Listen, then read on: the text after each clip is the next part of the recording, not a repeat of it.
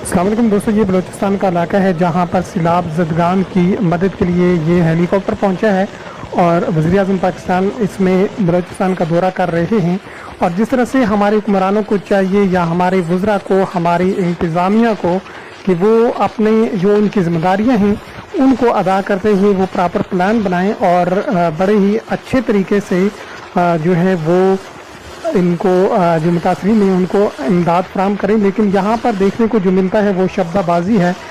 कभी कोई 50 रुपये का नोट थमा कर उनसे तालियां बजवाता है और यहाँ पर वज़ीर-ए-आज़म के हेलीकॉप्टर से 2 किलो चीनी और कुछ आटे की जो पैकेट बने हुए वो फेंके ही नीचे और यहाँ पर फसल के ऊपर लेकर हेलीकॉप्टर को खड़ा किया और जिसकी वजह से जो मुतासरीन थे वो यहाँ पर दौड़ लगा कर पहुँचे, जिससे काफ़ी फसल भी तबाह हो गई और भगदड़ मच गई।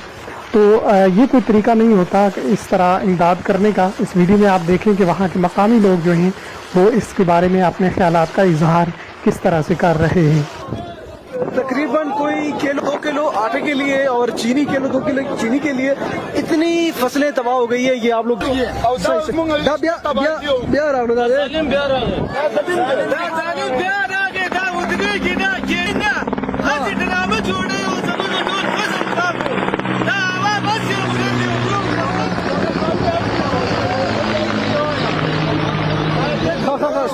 फसल हम खराब शो